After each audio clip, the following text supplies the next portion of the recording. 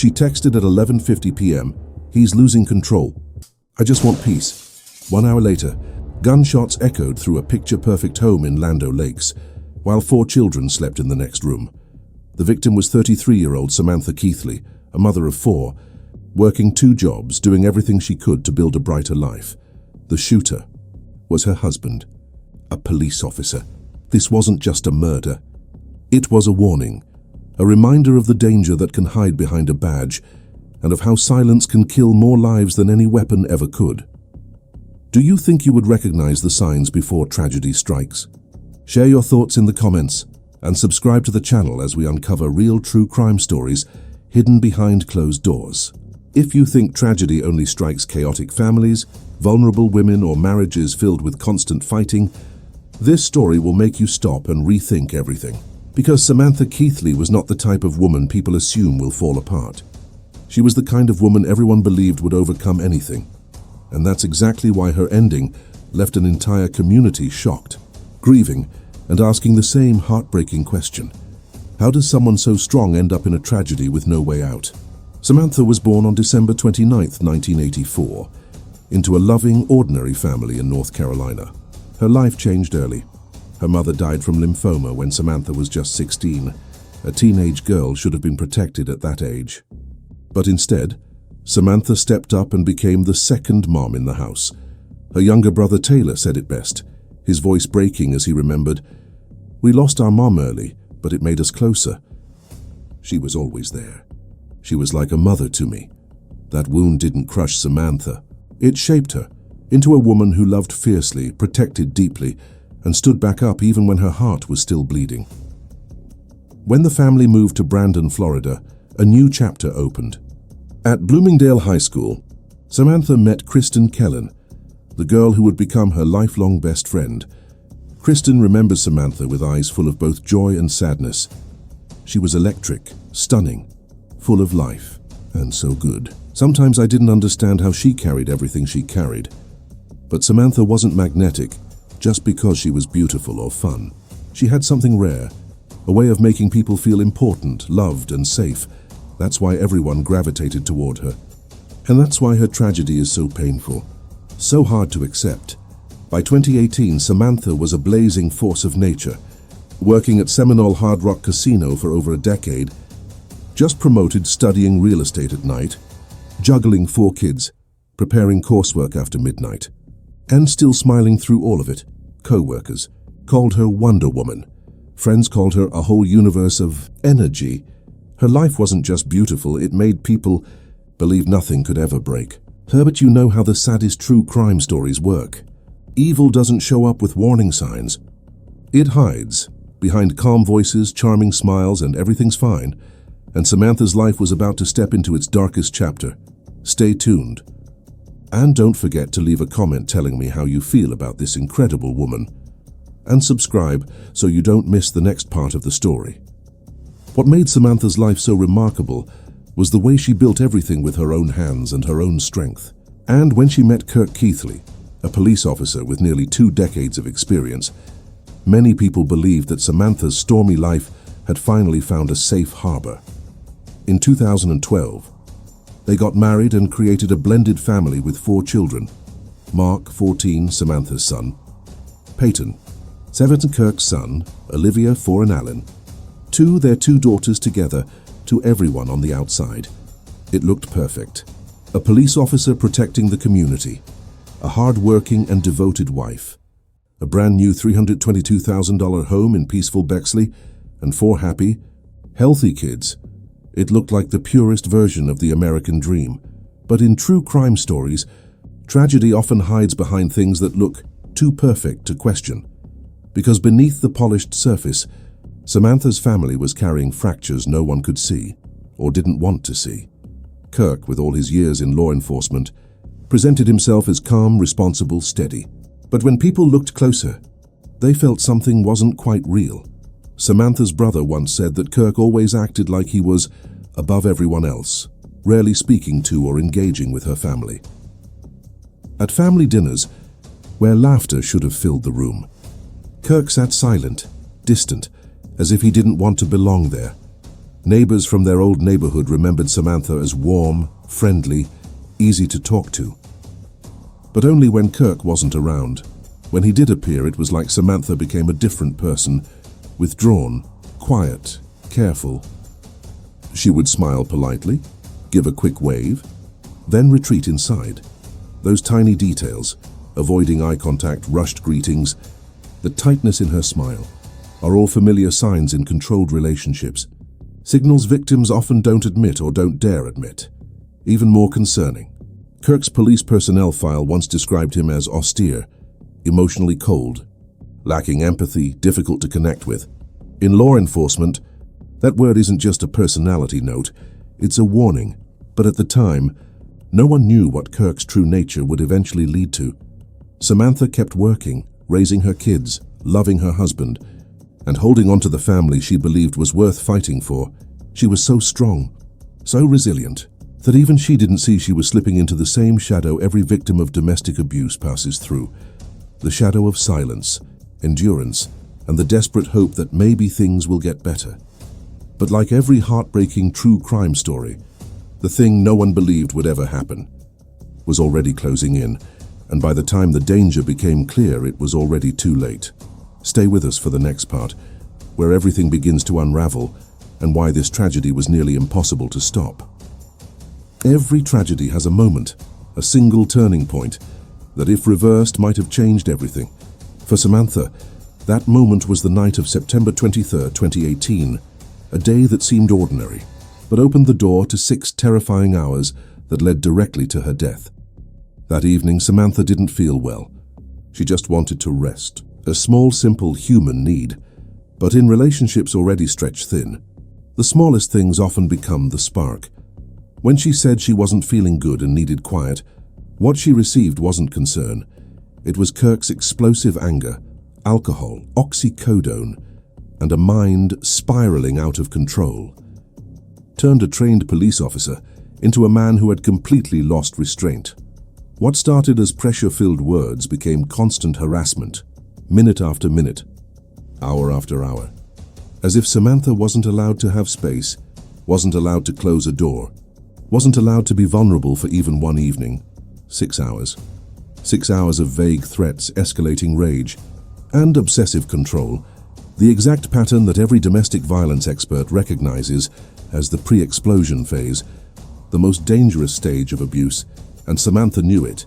With pure survival instinct, she did what many victims only do when they truly feel unsafe. She left the house. Not to run away, but to defuse the situation.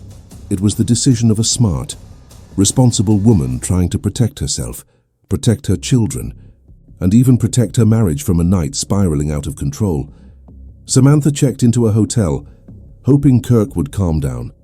But the truth is this: when an abuser feels their control slipping, they don't cool off and they escalate. Fear, confusion, and a deep sense of responsibility for her 4 kids eventually pulled Samantha back home. And that decision, born from love and duty, is what makes this story so heartbreaking when you see the full picture. A mother, a wife, a strong woman like Samantha, still wanted to believe that her own home was the safest place, that her husband would never cross the line. But the tragedy of domestic abuse is that victims often hold on to the hope that the person who scares them will somehow be the person who saves them. That night, Kirk spiraled even further out of control, as if Samantha's return was the final challenge to his toxic ego. Alcohol, painkillers, and the twisted rage of feeling abandoned filled the house with a suffocating tension, the kind where a single spark can ignite a disaster. And that spark came exactly at 11:50 p.m. when Samantha sent her final messages that should have been cries for help, if only someone had seen them in time. Stay with us to understand the final moments after that text, when every line separating a family from a tragedy was violently erased. The moment Samantha sent that 11:50 p.m. text, it wasn't just venting. It was the desperate cry of a woman pushed to the edge. Kirk lost his mind. He's been harassing me for 6 hours. So I just chucked my ring outside. Every word was a cut straight into the brutal reality she was trapped in. And if you look closely, you'll realize something chilling. Not every cry for help gets seen in time. Not every plea is heard. And that night, Samantha was completely alone. She returned to the house she had tried to escape just hours earlier. She sat on the familiar couch, the same one where she used to cuddle her kids during movie nights, the same living room that had once felt like the safest corner of her world. But tonight that room became the line between life and death. Kirk walked in, with eyes no longer belonging to a husband, but to a man who had lost every trace of reason and humanity. Alcohol, pills, and his obsession with control had turned him into someone unrecognizable. Samantha sat there exhausted, drained after 6 hours of harassment, after a long day of work, after months of holding everything together just to keep her children safe. She didn't scream. She didn't run. Maybe she believed his rage would fade. Maybe she believed that the presence of 4 children in the house was a barrier he would never cross. But the most heartbreaking true crime cases aren't the ones that begin with screaming. They're the ones that begin in absolute silence. Kirk lifted the gun, a weapon he was trained to use to protect people. And in that single moment, the line between protector and destroyer disappeared completely. Her single gunshot, short, cold, merciless, shattered the quiet of a house that once felt safe. Samantha fell instantly. No time to react. No time to call out for her children. No time to send another text. A mother, a strong woman, the Wonder Woman of everyone around her, died in the very place she believed would keep her safe. And what's worse, her 4 children were asleep in their rooms just upstairs. One house, one family, one life, destroyed in the time it takes for a trigger to be pulled. But the nightmare wasn't over, because in the very next moment, a 14-year-old boy would come face to face with a horror no child should ever have to witness. Before we get to that part, let me ask you, if you were Samantha's closest friend, do you think you would have recognized the signs sooner? Share your thoughts in the comments, and don't forget to subscribe so we can continue telling the painful but necessary truth of this story. The next part, the moment young Mark becomes an accidental hero, is something you won't be able to look away from. The gunshot shattered the quiet inside Samantha's home, like glass exploding into 1,000 invisible pieces. For anyone, that sound would haunt them forever. But for a 14-year-old child, it became the line between childhood and a trauma he will never escape. Mark, Samantha's oldest son, was in his room when the shot went off. He didn't know what happened, but a cold electric fear ran down his spine, telling him that nothing would ever be the same again. He walked toward the stairs, each step heavy, as if he were descending into a darkness he wasn't ready to name.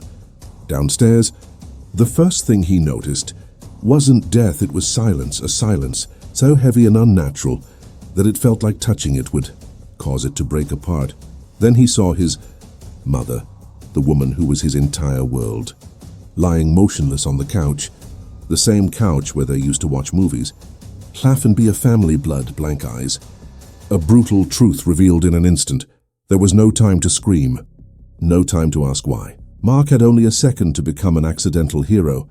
He couldn't save his mother, but he could save himself, and his 3 younger siblings sleeping upstairs. With a level of calm no child should ever have to summon, Mark ran for the front door, locked.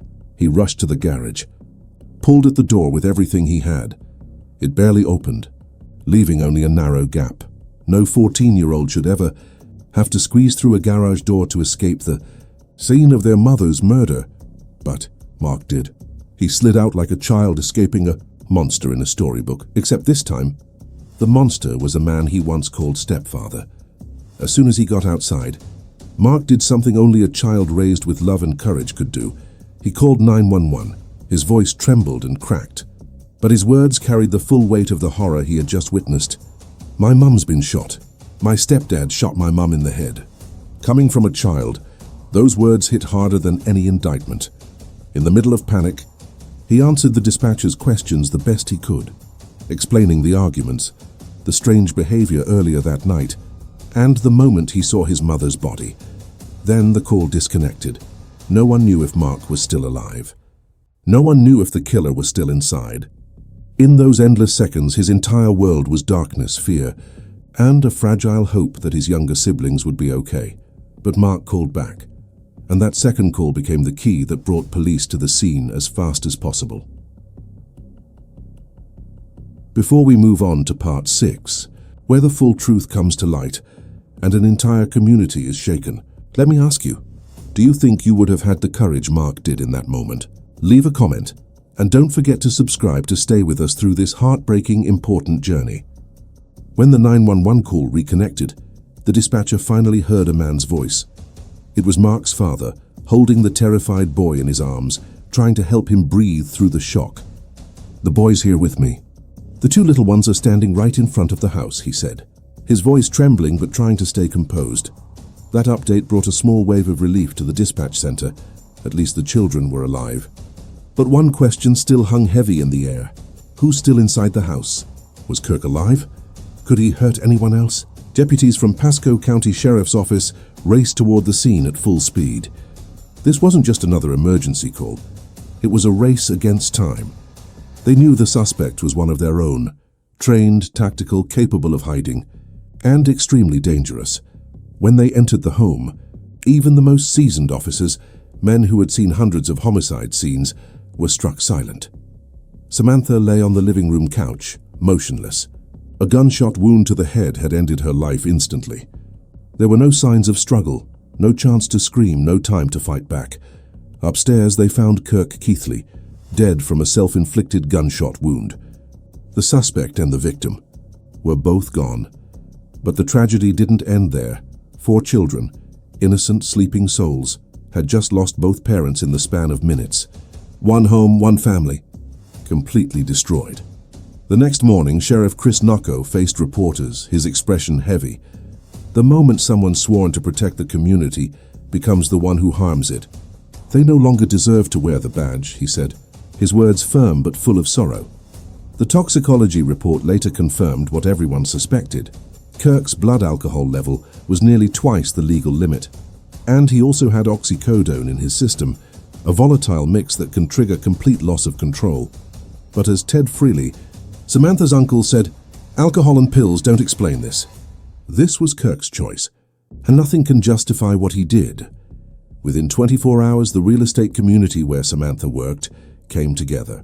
A fund was created to support the children. Thousands of messages poured in.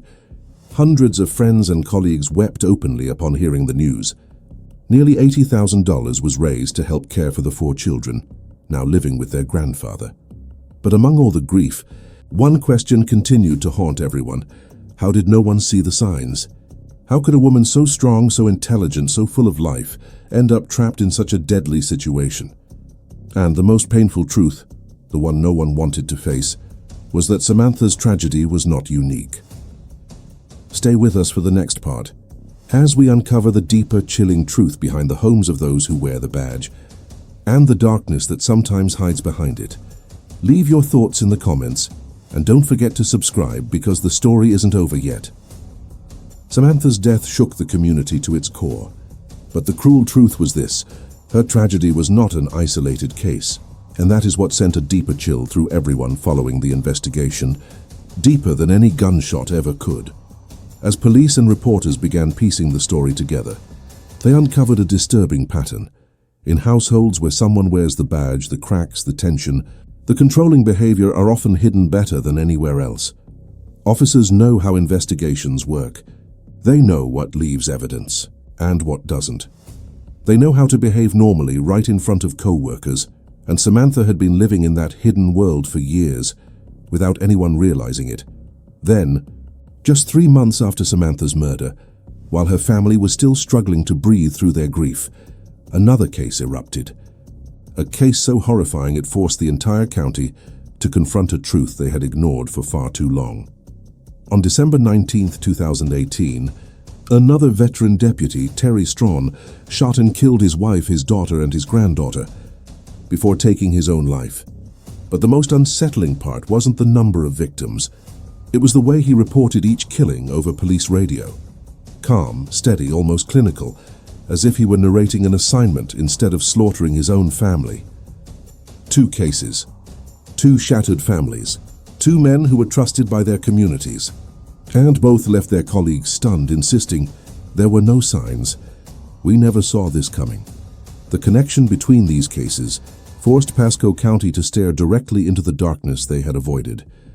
The quiet psychological wounds festering inside law enforcement, the years of pressure with nowhere to escape, the officers terrified to seek help for fear of looking weak, and the families trapped in silence, too afraid or too isolated to speak up for years. Domestic violence experts had warned that officers are a high-risk group, not only because of the emotional toll of the job, but because they possess a unique ability to hide the warning signs, and Samantha's death, paired with Strawn's calculated family annihilation, became two of the most devastating examples of that truth. When these details reached the public, fear spread far beyond Florida to police departments across the entire country. People began asking painful questions. How many families like Samantha's are living in fear right now? How many officers are drowning under pressure, but too scared to seek help? And where is the real line between protector and someone who might snap at any moment? Those questions hung heavy over everyone, cold, unsettling, unavoidable. But from these back-to-back tragedies, something unexpected began to form, a push for reform. A recognition that the system, long believed immovable, had to change, because lives depended on it. And that's when Samantha's story shifted.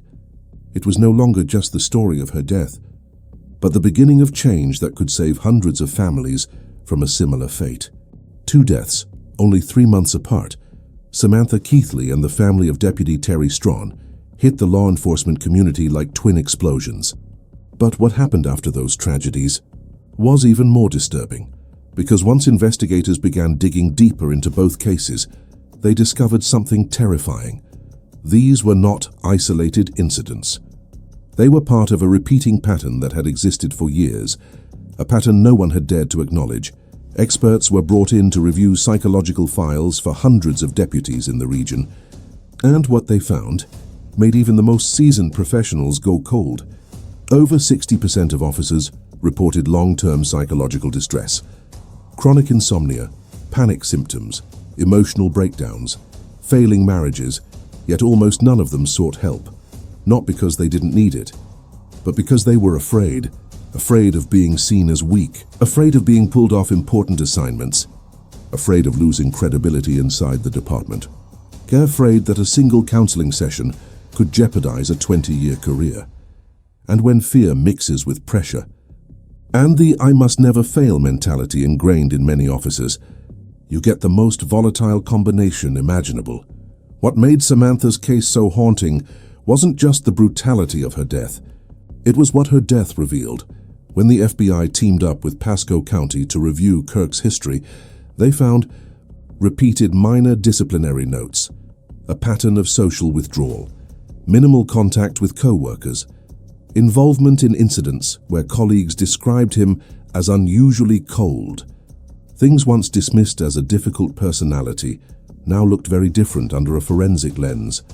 Every small piece, every strange look, every comment from a supervisor, every moment neighbors noticed Samantha shrinking into herself, became part of a picture that, in hindsight, was painfully obvious. And when investigators connected all the dots, the most heartbreaking realization emerged.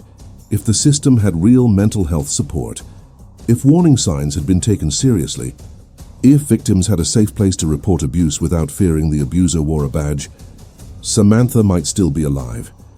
In the weeks that followed, the sheriff's office was thrown into chaos. Emergency meetings were held every day. Psychologists, security consultants, domestic violence experts, and even former victims were invited to share their perspectives. The deeper they went, the darker it became. There had been more Samantha-like cases, never reported, ignored or quietly buried. That was the moment top leadership finally understood. Silence was no longer an option. A sweeping reform unprecedented in scope was placed on the table. But to understand just how powerful and necessary those reforms were, we need to look at what happened immediately after the 2 tragedies. The moment when the hidden truth about mental health in policing was finally forced into the light. As the late-night meetings dragged on, the atmosphere inside the Pasco County conference room felt less like a discussion and more like a live autopsy. Not on a body, but on the very system they had trusted for decades. The command staff, people, trained to stay calm under fire, to give orders without flinching, sat in silence as they stared at the cold, brutal statistics in front of them. dozens of officers showing severe psychological instability, and not a single one had sought help. When mental health experts reviewed personnel files, they uncovered something even more unsettling. Incidents of domestic violence involving officers had been happening for years, but most were handled quietly, internally, or dismissed as personal issues, leaving victims without real protection. The term silent victims, those suffering in the shadows, became the centerpiece of every conversation. Former deputies came forward, admitting they had seen colleagues unravel mentally but never reported it. Not because they didn't care, but because in law enforcement culture, speaking up was considered betraying the brotherhood. It was that circle of silence, the code of quiet loyalty, that allowed people like Kirk or Strawn to spiral for years with no intervention. Pasco County knew they couldn't risk a third tragedy, so a sweeping reform plan was drafted that very night, one unlike anything the department had ever seen. A behavioral health unit was created, fully staffed, available 24/7, and reporting directly to top leadership to prevent any internal cover-ups. A full-time licensed psychologist was hired, a first in the department's history, providing confidential counseling for both officers and their families. Emotional support dogs were introduced, not as a public relations move, but to help deputies decompress after traumatic calls. A new mandatory training program taught officers how to recognize signs of stress, depression, and potential violence in themselves and their peers, and for the first time ever, how to intervene when they saw troubling behaviors at home. But the biggest shift wasn't a program or a policy. It was cultural. The long-standing idea that officers must be strong by staying silent was finally challenged head-on. Standing before the entire agency, leadership spoke with a clarity that cut through decades of stigma. Seeking help is not weakness. Weakness is knowing you're losing control and staying silent until it's too late. It was a slap to the old culture, but it was necessary, and for the first time in years, a new path finally opened, a path that, had it existed sooner, might have saved Samantha.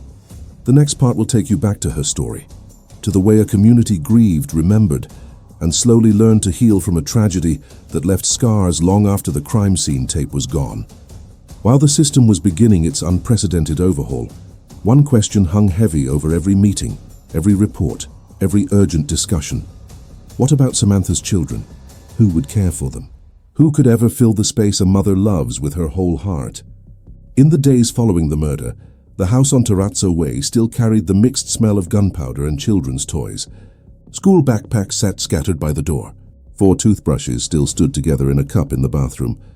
Crayon drawings remained taped to the fridge, as if time itself had frozen at a moment that would never return.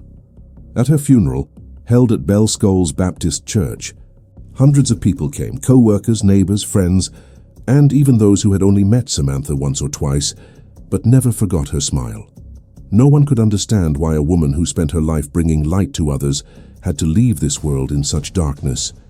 And then, standing in the middle of that room filled with grief, Samantha's uncle, Ted Frilly, said a single sentence that silenced everyone.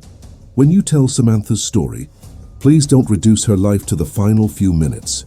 Don't let those horrific moments overshadow the 33 years she spent loving and giving." Those words peeled the pain away from the tragedy and reminded everyone of something far more important. Samantha was not just a victim. She was a symbol of strength, love and resilience, and in a strange twist of fate, her death became the catalyst for change, not only within law enforcement, but throughout the entire community she had touched. Nearly $80,000 was raised within days, not out of pity, but out of pure love for Samantha and a shared desire to protect her 4 children from further harm. Samantha's father was granted custody of the kids, and he stood over his daughter's casket with a promise. They will never go without love or protection again. But the person who moved the community the most was Mark, the 14-year-old boy who had made the terrified 911 call that night. He became an unlikely hero, and he also became the one to carry on his mother's legacy. Her strength, her courage, her instinct to protect, and her ability to stand back up, even when the world collapses beneath you. Samantha's story did not end with her final breath. It lived on through systemic reforms, through families saved by new support programs, and through the 4 children who would grow up knowing that their mother's life and her death created change far greater than any tragedy. And in that way, Samantha's light, though extinguished by violence, continues to shine into the lives of countless others. Time moved on, but the impact of Samantha Keithley's tragedy never faded. In fact, when the first waves of grief settled, when the funeral ended, when the media finally stopped shining their lights on the house on Terrazzo Way, that was when the real pain began to surface, a quiet, lingering pain that tightened around the hearts of 4 children and haunted everyone who had loved Samantha for years.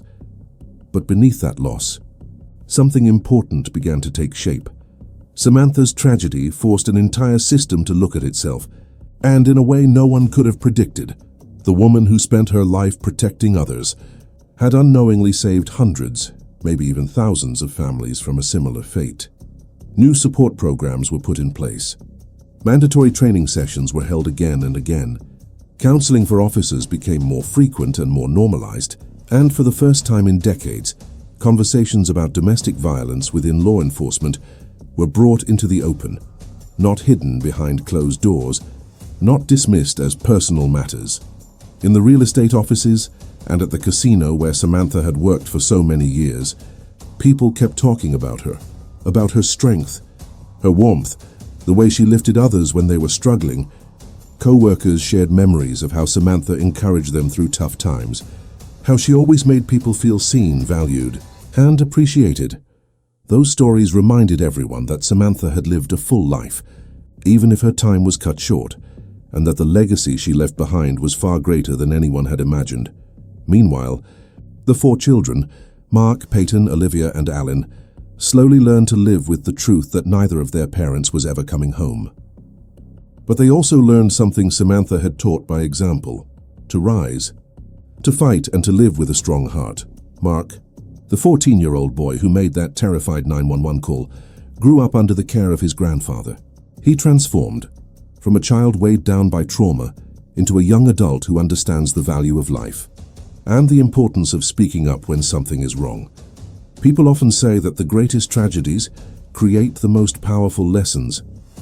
And Samantha's story proves that, because in the end, what people remember about her isn't the way she died, but the way she lived with love, with sacrifice, with relentless strength, and even in death, she opened the door to a safer future for countless others. Perhaps that is how light always defeats darkness, not with noise, but by continuing to exist in every life saved, in every change made, in every story told because of her.